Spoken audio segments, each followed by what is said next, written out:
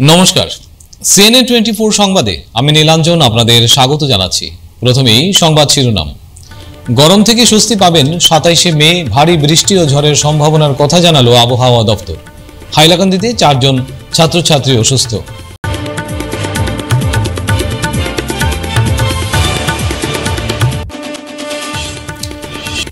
চম্পাই জেলা থেকে 20,000 ইয়াবা ট্যাবলেট ও 418 গ্রাম ব্রাউন সুগার জব্দ, গ্রেফতার 4।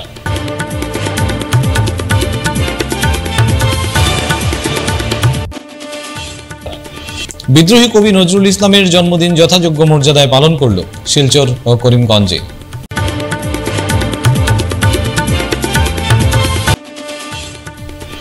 মমতা বন্দ্যোপাধ্যায়ের মন্তব্যের তীব্র ক্ষোভ ব্যক্ত করল বিশ্ব হিন্দু পরিষদ।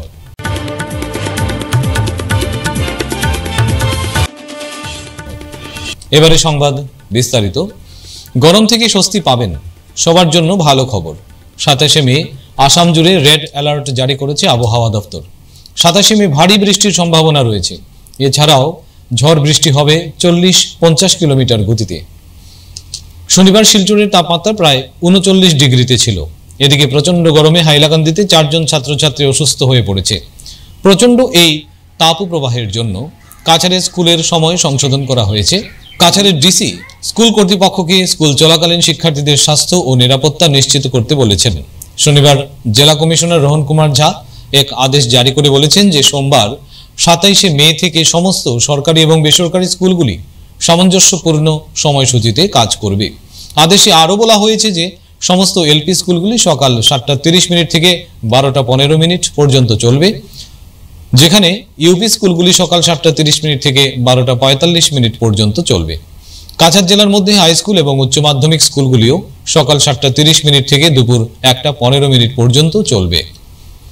শুক্রবার কাছাড় পুলিশ ও আসাম রাইফেলসের পৃথক পৃথক অভিযানে 8.5 কোটি টাকার মাদক দ্রব্য জব্দ করতে সক্ষম হয়েছে। সেই সঙ্গে 4 জনকে গ্রেপ্তারও করা হয়েছে। শনিবার এক্সের পোস্টে এ কথা জানিয়েছেন মুখ্যমন্ত্রী ডক্টর হিমন্ত বিশ্ব শর্মা। এক্সের একটি পোস্টে মুখ্যমন্ত্রী বলেছেন, কাছাড় পুলিশ 2টি সফল মাদক বিরোধী অভিযানে বিপুল পরিমাণে মাদকদ্রব্য জব্দ করেছে। আসাম রাইফেলসের সঙ্গে যৌথভাবে অভিযান চালায় পুলিশ। জব্দ করা মাদকের মধ্যে রয়েছে 20,000 ইয়াবা ট্যাবলেট ও 418 গ্রাম ব্রাউন সুগার। আজ 11ই জ্যৈষ্ঠ বিদ্রোহী কবি কাজী নজরুল ইসলামের 125তম জন্মবার্ষিকী। দেশের বিভিন্ন প্রান্তের সঙ্গে কাছাড়েও মর্যাদা সহকারে দিবসটি পালন করা হলো। শনিবার সকালে এক বিশাল শোভাযাত্রার মাধ্যমে কাজী নজরুল ইসলামের 125তম জন্মবর্ষ উদযাপন সমিতি কাছাড় তার বর্ষব্যাপী কর্মসূচির সূচনা করল। এদিন সকাল 8টায় শিলচর ডাক বাংলো পয়েন্টে ক্ষুদিরাম মূর্তির পাদদেশ থেকে শোভাযাত্রা শুরু হয়। পার্ক রোডে নজরুল ইসলামের মূর্তিতে গিয়ে মাল্যদান ও পুষ্পার্ঘ্য অর্পণ করে শ্রদ্ধা নিবেদন করা হয়। এতে বিভিন্ন সাংস্কৃতিক সংস্থার কর্মকর্তারা ব্যক্তিগতভাবে অংশ নেন। এই কর্মসূচি শেষে উদযাপন সমিতির সভাপতি শিয়াবউদ্দিন আহমেদ কর্মসূচি অমনি একদিনে 1899 সালে বর্ধমান জেলার আসানসোল মহকুমার পুরুলিয়া গ্রামে নজরুলের জন্ম হয়েছিল। জন্মসূত্রে নজরুল অত্যন্ত সাধারণ পরিবারের ছেলে ছিলেন। তার বাবা ছিলেন মসজিদের ইমাম এবং কবরস্থানের ভক্ত। নজরুল তার প্রত্যুত্তরে বলেছিলেন, আমি দুটার মধ্যে কোনোটাই নয়, আমি শুধু দুটা কমিউনিটির মধ্যে হ্যান্ডশেক করাতে এসেছি। আমি তাদের গালাগালিকে গলাগলিতে রূপান্তরিত করতে আমাদের এইটা কথা নজরুল তার সমস্ত জীবন দিয়ে সমস্ত বিশ্বকে একত্রিত করার তিনি তাই পরে দেশ থেকে বলেছিলেন, তোমাদের কানে চাহিয়ে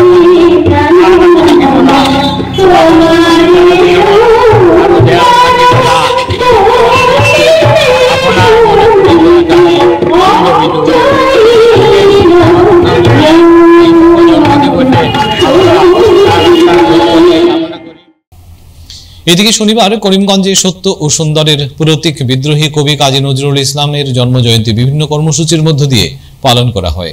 স্থানীয় শম্ভুসাগর উদ্যানস্থিত বিদ্রোহী কবি নজরুল ইসলামের মর্মর মূর্তিতে মাল্যদান ও পুষ্পার্ঘ্য অর্পণ করে কবির প্রতি বিনম্র শ্রদ্ধা জ্ঞাপন করেন বিভিন্ন সাংস্কৃতিক সংগঠন প্রতিষ্ঠানের কর্মকর্তারা।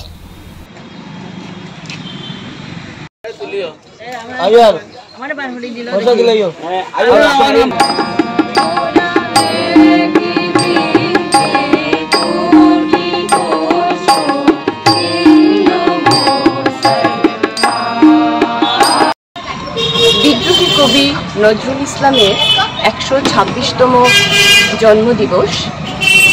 আজকের পূর্ণ দিনে 125 বর্ষ সূচনা হলো 125 বর্ষ পূর্তি নজরুল জয়ন্তী উদযাপন সমিতির অনুষ্ঠান পরিকল্পনা। উদযাপন সমিতি যে উদ্দেশ্যে গঠিত হয়েছে তা হল গ্রাম ও শহরের নব প্রজন্মের কাছে নজরুলের কাব্য সঙ্গীত এবং চেতনা বা ভাবধারা সঞ্চারিত করা। এই উদ্দেশ্যে আমরা বর্ষব্যাপী অনুষ্ঠানের পরিকল্পনা করেছি। এর মধ্যে থাকবে আলোচনা সভা, সাংস্কৃতিক অনুষ্ঠান ও স্থানীয় বা গ্রামের বিদ্যালয়গুলিতে ছাত্রদের মধ্যে নজরুলের চেতনা সঞ্চারিত করার উদ্দেশ্যে ছোট ছোট অনুষ্ঠানমালা। তো এই আমাদের বর্ষব্যাপী অনুষ্ঠানে আমরা করিমগঞ্জের সকল সুধী নাগরিকের সহযোগিতা কামনা করি। হিন্দু দেবদেবী, সাধু সন্ত বা মঠ মন্দির নিয়ে পশ্চিমবঙ্গের মুখ্যমন্ত্রী মমতা বন্দ্যোপাধ্যায়ের মন্তব্যের তীব্র প্রতিক্রিয়া ব্যক্ত করল বিশ্ব হিন্দু পরিষদ দক্ষিণ পূর্ব প্রান্ত। শুক্রবার শ্রীগৌরীস্থিত মাধব ধামে প্রান্ত সভাপতি শান্তনু নায়ক প্রান্তের অন্যান্য কর্মকর্তাদের সঙ্গে এ নিয়ে ক্ষোভ ব্যক্ত করেন। বলেন, বেশ কিছুদিন থেকে আমরা দেখতে পাচ্ছি যে পশ্চিমবঙ্গের যে মাননীয় মুখ্যমন্ত্রী মমতা বন্দ্যোপাধ্যায়, উনি যেভাবে এই হিন্দু সমাজকে নিয়ে, যেভাবে সাধু সন্তদেরকে নিয়ে, ইসকনকে নিয়ে, রামকৃষ্ণ মিশনকে নিয়ে, ভারত সেবাশ্রমকে নিয়ে যেভাবে একটার পর একটা উনি বক্তব্য দিয়ে যাচ্ছেন, এটা অত্যন্ত দুঃখজনক, দুর্ভাগ্যজনক। এবং আমরা বিশ্ব হিন্দু পরিষদ থেকে এটা তীব্র ভাষায় নিন্দা জানাচ্ছি। এবং উনি একটি রাজ্যের মুখ্যমন্ত্রী, ওনার কাছে সব ধর্মের মানুষ সমান হওয়া উচিত। কিন্তু দেখা যাচ্ছে যে ওনার সাংসদ বা ওনার যে বিধায়করা হিন্দু সমাজের বিরুদ্ধে, সনাতন ধর্মের বিরুদ্ধে যা তা বললে উনি কোনো কিছু বলেন না। যে কোনো ব্যাপারই হোক উনি হিন্দু সমাজকে আক্রমণ করেন। এবং সবসময় ওনার বক্তব্যের পরিপ্রেক্ষিতে রামকৃষ্ণ সেবাধামে যেভাবে আক্রমণ হয়েছে, এইসব যদি দীর্ঘদিন থেকে আমরা দেখতে পাচ্ছি যে ওয়েস্ট বেঙ্গলে প্রায় হিন্দুদের উপরে বিভিন্ন ধরনের আক্রমণ বা অত্যাচার হচ্ছে, এটা কোনোভাবে বিশ্ব হিন্দু পরিষদ এটা মেনে নেবে না। এবং আমরা একজন সনাতনী হিসাবেও বিশ্ব হিন্দু পরিষদের একজন কার্যকর্তা হিসাবে, একজন ভারতবর্ষে বসবাস করা একজন সনাতনী হিসাবে আমরা মুখ্যমন্ত্রী মমতা বন্দ্যোপাধ্যায়কে আমরা অনুরোধ করছি যে উনি যেন একজন মুখ্যমন্ত্রীর যে দায়িত্ব অনুযায়ী সঠিকভাবে যেন পালন করেন। এবং ওনার ভোট ব্যাংক পলিটিক্সের জন্য উনি সবসময় যে হিন্দু সমাজকে আক্রমণ করে, আমাদের কথা হলো হিন্দু সমাজকে উনি বারবার যে হিন্দু সমাজ, উনি যে বলছেন যে আমি রামকৃষ্ণ মিশনকে এই দিয়েছি সেই দিয়েছি, এটা ওনার কি ক্ষমতা যে রামকৃষ্ণ মতন একটা প্রতিষ্ঠানকে উনি সাহায্য না করলে যে রামকৃষ্ণ মিশনের মতন প্রতিষ্ঠান চলবে না, ভারত সেবাশ্রমের মতন প্রতিষ্ঠান চলবে না? এটা তো হতেই পারে না। এই জন্য আমরা বিশ্ব হিন্দু পরিষদ দক্ষিণ পূর্ব প্রান্ত তরফ থেকে এটা ধিক্কার জানাই। এবং আমরা সাবধান করছি ওনাকে যে উনি যদি বারবার এভাবে হিন্দু সমাজের ইয়ে করে, তাহলে সমস্ত ভারতবর্ষে এবং আমাদের এই প্রান্তেও এটা তীব্র প্রতিবাদ আমরা গড়ে তুলব।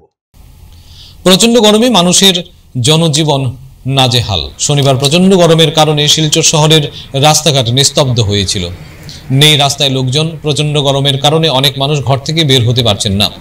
অনেক লোক প্রচন্ড গরম সহ্য করতে না পেরে গাছের তলায় দাঁড়িয়ে বাতাস করছেন। এবং শিলচরের শহরের বিভিন্ন জায়গায় দেখা যাচ্ছে প্রচন্ড গরম থেকে বাঁচতে আমের শরবত, লেবুর শরবত, ডাবের জল, কুশিয়ারের রস পান করছেন সবাই। গরম তো বেজান লাগে দাদা, তখন গরমে কিনা করতাম বহুত কিছু, গরম তো বেজানই লাগে। আর ব্যবসা বাণিজ্য নাই, মেইন পয়েন্টে তখন মানুষগুলা। এটা কোন জায়গা পয়েন্টটা পড়ছে? এটা দেবদূত পয়েন্ট। দেবদূত পয়েন্ট ব্যস্ত পয়েন্ট, এই পয়েন্টে মানুষ নাই। আপনি কি দোকান নিয়ে বসেছেন? আমি তো আমার ওই পান দোকান, এই ছোটো মোটো পান দোকানটা আপনার? আমার এটাই দিয়ে ওই আমরা সব কিছু এটা করতাম। ওখানে যখন মানুষ আসেন, আমার পরিবার কীভাবে চলতো একমাত্র গরমের কারণে, গরমের কারণে, মানুষের কারণে। বাজারে তো মানুষ নাই। মানুষ নেই। দাদা ব্যবসা কেমন চলে? গরমের কারণে গরম মানুষ নাই। দোকান খুলে বাদ কটা তাই দোকান খুলে বাদ 10টা থেকে বন্ধ হয়েছে নি কাস্টমার নাই বন্ধ ফিরছি একটা বিরতির পর, আপনারা সবাই সঙ্গে থাকুন।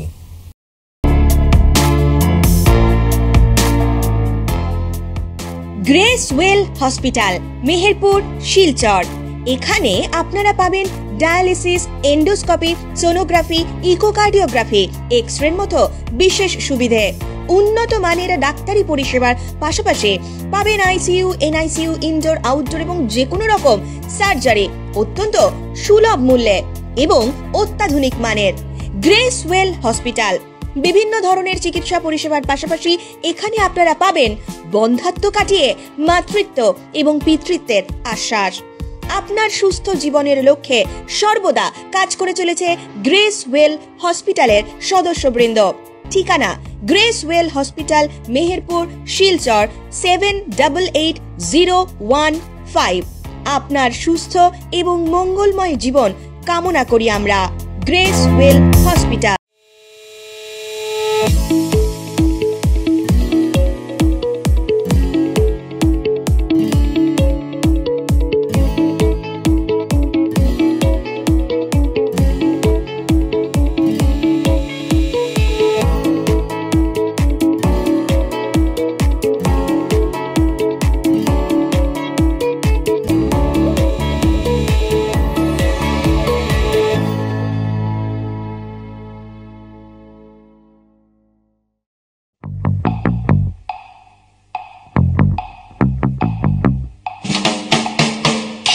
Capital diagnostic centre.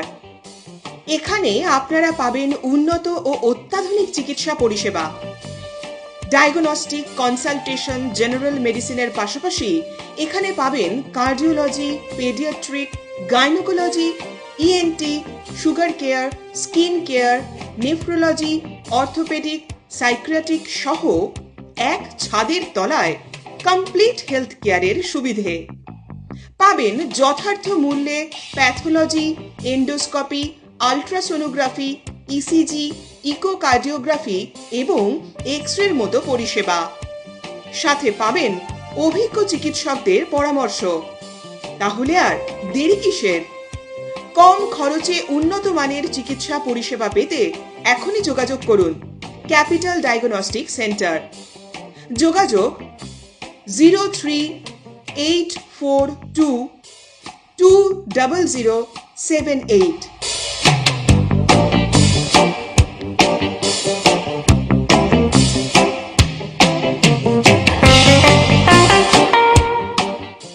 Mobile number 7002995161 এবং 7002995181। ক্যাপিটাল ডায়াগনস্টিক সেন্টার, ঠিকানা club road, capital point, Silchar 1। আজই আসুন আমাদের সেন্টারে। সুস্থ জীবনের লক্ষ্যে ক্যাপিটাল ডায়াগনস্টিক সর্বদা আপনাদের সেবা। ফিরে এলাম বিরতির পর। আজ সীমান্ত চেতনা মঞ্চ পূর্বোত্তর, কাছাড় জেলা কমিটি, শিলচর নগর কমিটি এবং জেলা আইনি পরিষেবা কর্তৃপক্ষ কাছাড় শিলচরের সহযোগিতায় বলেশ্বর উচ্চ মাধ্যমিক বিদ্যালয় জালালপুরে বাল্যবিবাহ ও শিক্ষার অধিকার বিষয়ে একটি আইনি সচেতনতা শিবিরের আয়োজন করা হয়। রাজ্য সম্পাদক রবীন ভট্টাচার্য, শিলচর নগর সভাপতি ডক্টর রাজীব দে, শিলচর নগর সাধারণ সম্পাদক রাজদীপ রায়, পিএলভি ডিএলএসএ কাছাড় বিদ্যুৎনাথ, গুমরা থানার ওসি সহ ব্রজলালপুর সেক্টর এবং মহাদেবপুর সেক্টরের সদস্যদের উপস্থিতিতে এই ক্যাম্পে প্রায় 300 শিশু সহ তাদের অভিভাবক উপস্থিত ছিলেন। শিবিরের পাশাপাশি ব্রজলালপুর সেক্টরের সীমান্ত চেতনা মঞ্চ কাছাড় জেলা কমিটির কর্তৃক একটি আইনি সহায়তা কেন্দ্রের উদ্বোধন করা হয়। নমস্কার, আজকে সীমান্ত চেতনা মঞ্চ কাছাড় জেলা এবং শিলচর নগর সমিতি বলেশ্বর আমার মহাদেবপুর সেক্টর এবং মঙ্গলালপুর সেক্টরের ব্যবস্থাপনা বলেশ্বর হায়ার সেকেন্ডারি স্কুলে সচেতনতা আইনি সচেতনতা সভার আয়োজন করা হয়েছিল। এই সভার যে মুখ্য বিন্দু ছিল সেটা ছিল চাইল্ড ম্যারেজ এবং রাইট টু এডুকেশন। এই দুই বিন্দুর উপর বিশেষভাবে আলোচনা হয়েছে। উপস্থিত ছিলেন এই স্কুলের অধ্যক্ষ বিদ্যুৎ কুমার দাস মহাশয়, সহকারী শিক্ষক যথাক্রমে জ্যোতির্ময় নাথ এবং অপর্ণা রানী দাস মহাশয় এবং আমার শিলচর নগর সমিতির সভাপতি ডক্টর রাজীব দে মহাশয়, শিলচর নগর সমিতির সাধারণ সম্পাদক অ্যাডভোকেট রাজদীপ রায় মহাশয় এবং সীমান্ত চেতনা মঞ্চের রাজ্যিক সম্পাদক শ্রী রবি ভট্টাচার্য মহাশয়, বজলালপুর সেক্টর মহাদেবপুর সেক্টরের কার্যকর্তারা, মহাদেবপুর সেক্টরের সভাপতি সুধীর দাস, এখানে উপস্থিত আছেন মনোদীপ দাস, অজয় শুক্লবুদ্ধ, কৌশিক দাস, পুলক দাস এবং ডিস্ট্রিক্ট লিগাল সার্ভিস অথরিটির পক্ষ থেকে এসেছেন আমার বিদ্যুৎ দাস দাদা। সবাই এই যে বঙ্গবন্ধু রাষ্ট্রীয় অধিবেশন এবং চাইল্ড ম্যারেজের উপর দীর্ঘ 2 ঘন্টা আলোচনা হয়েছে। প্রায় 2 শতাধিক ছাত্রছাত্রী এবং অভিভাবক বৃন্দের উপস্থিতিতে খুব সুন্দর এবং সফলভাবে আজকের সভা সম্পন্ন হয়েছে। তার জন্য আমরা সংগঠনের পক্ষ থেকে সবাইকে ধন্যবাদ এবং কৃতজ্ঞতা জানিয়ে আজকের সভাটিকে আমরা সম্পন্ন করেছি।